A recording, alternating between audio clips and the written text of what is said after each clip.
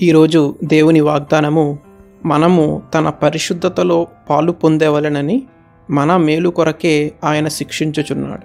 హెబ్రీయులకు 12వ అధ్యాయం 10వ వచనం. మనమందరము కూడా దేవుని కుమారులం, దేవుని కుమార్తెలం. దేవుని బిడ్డలైనప్పుడు అప్పుడప్పుడు మనల్ని క్రమశిక్షణలో పెట్టడానికి మనకి దేవుడు కొన్ని కష్టాలను లేకపోతే కొన్ని ఇబ్బందులను మన జీవితాల్లో దేవుడు అనుమతిస్తాడు. అది మనల్ని క్రమశిక్షణలో పెట్టడానికే కానీ మనల్ని బాధ పెట్టాలని లేకపోతే మనం బాధలో ఉంటే దేవుడు చూడాలనో కాదు. హెబ్రీయులకు 12వ అధ్యాయంలో గ్రంథకర్త దాని గురించే రాస్తూ ఉంటాడు. దేవుడు కుమారులనుగా మనల్ని చూస్తున్నాడు అని. శరీర సంబంధమైన తల్లిదండ్రులు మనం సరైన మార్గంలో నడవకపోతే మనల్ని తిడతారు, కొడతారు. కాబట్టి వారికి మనం భయభక్తులు కలిగి ఉంటాం కదా. శరీర సంబంధమైన తల్లిదండ్రులకే మనం ఆ విధంగా ఉంటే ఆత్మ సంబంధమైన దేవునికి ఇంకెంత భయభక్తులు మనం కలిగి ఉండాలి. అదే మనకి ఇక్కడ గ్రంథకర్త చెప్తున్నాడు.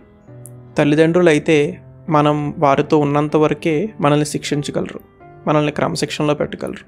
అయితే దేవుడు మనతో పాటు ఎప్పుడూ ఉంటాడు, మనతో పాటు ఉండే దేవుడు. కాబట్టి ఆయన మనం పరిశుద్ధంగా ఉండాలని, పరిశుద్ధతలో జీవించాలని కోరుకుంటున్నారు. అందుకే మనకి అప్పుడప్పుడు మన జీవితాల్లో ఆయన కష్టాలను, ఇబ్బందులను మన జీవితాల్లో ప్రవేశపెడతారు. అటువంటి ఇబ్బందుల గుండా మనం వెళ్ళినప్పుడు దేవుడిని తిట్టకూడదు. దేవా, ఇదేంటిది, నేను నిన్ను వెంబడిస్తున్నాను, నువ్వు నాకు ఇలాంటి కష్టం కలుగజేశావు. పాత నిబంధన గ్రంథంలో మనకి యోబు ఉదాహరణ తెలుసు కదా. ఎన్ని కష్టాలు వచ్చినా సరే, ఎంత కష్టంలో ఉన్నా తన బిడ్డలు తను వదిలేశారు. తన భార్య తిడుతుంది, స్నేహితులు కూడా తిడుతున్నారు, సంపద అంతా పోయింది. అయినా సరే యోబు దేవుణ్ణి ఒక్క మాట అనలేదు. దేవుణ్ణి తిట్టడానికి నేనెవరిని అన్నాడు. నన్ను చంపేసినా సరే నేను దేవుణ్ణే ఆరాధిస్తాను, దేవుణ్ణే స్తుతిస్తాను అన్నాడు.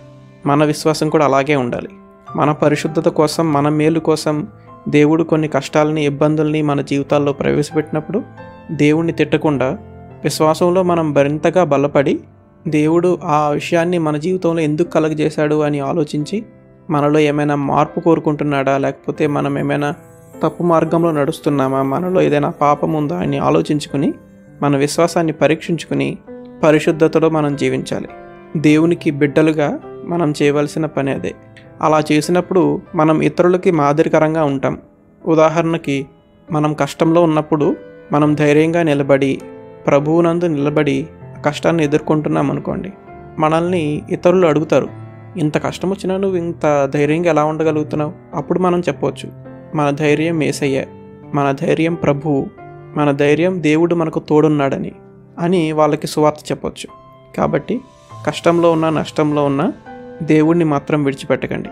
మన పరిశుద్ధత కోసం, మన మేలు కోసం దేవుడు అప్పుడప్పుడు కొన్ని కష్టాలను, ఇబ్బందుల్ని మనకి గురి చేస్తాడు. వాటిలో మనల్ని ఒంటరిగా వదిలేయకుండా ఆయన మనతో పాటు ఉండి, మనతో పాటు ఆ పరిస్థితుల గుండా మనకి బలాన్ని ఇస్తాడు. ప్రార్థన. మహోన్నతుడా, ప్రేమ కలిగిన మా తండ్రి, మీకు వందనాలు, మీకు స్తోత్రములు ప్రభువా. దేవా, ఈరోజు మీ వాక్యము ధ్యానం చేయడానికి మీరు మాకు చేసిన సహాయాన్ని బట్టి మీకు వందనాలు ప్రభువా. అవును ప్రభువా, మేము చాలాసార్లు మేము కష్టంలో ఉండగా, నష్టంలో ఉండగా, ఇబ్బందుల్లో ఉండగా మిమ్మల్ని ఎన్నోసార్లు ప్రశ్నించాము, సందేహించాము, ఎందుకు దేవుడు ఇలా చేస్తున్నాడు అని. అయితే మీరు మా పరిశుద్ధత కోసం, మా మేలు కోసం అటువంటి కష్టతరమైన పరిస్థితుల్ని మా జీవితంలో అనుమతించారని మేము తెలుసుకోలేకపోయాం. దానిని బట్టి మమ్మల్ని క్షమించండి దేవా.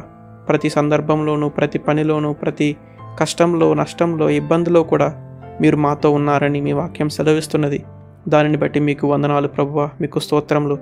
మేము ఏ పరిస్థితిలో ఉన్నా సరే మిమ్మల్ని విడిచిపెట్టకుండా, విశ్వాసంలో తప్పిపోకుండా మీతో పాటే ఉండి, మీ వాగ్దానం ప్రకారం, మీ వాక్యం ప్రకారం మేము జీవించలాగున మమ్మల్ని నడిపించండి దేవా. పరిశుద్ధాత్మదేవా, ప్రతి సందర్భంలో కూడా మేము ఆత్మ నడిపింపు ప్రకారం మేము జీవించేలాగా మమ్మల్ని మీరే నడిపించండి. మా కష్టంలో, నష్టంలో, ఇబ్బందులో మీరే తోడై ఉండండి ప్రభువా.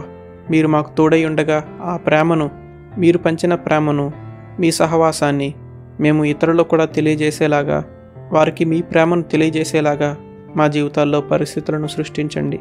మీ సువార్తను, మీ రాజ్యమును మేము మరింతమందికి చెప్పేలాగా మమ్మల్ని మీరు తయారు చేయండి. మరొకసారి మా జీవితాలన్నిటినీ మీకు అప్పగించుకుంటూ, మహిమ, ఘనత, ప్రభావములు మీకే ఆరోపించుకుంటూ యేసుక్రీస్తు వారి దివ్య నామంలో ప్రార్థించి వేడుకొనుచున్నాము తండ్రి. ఆమెన్.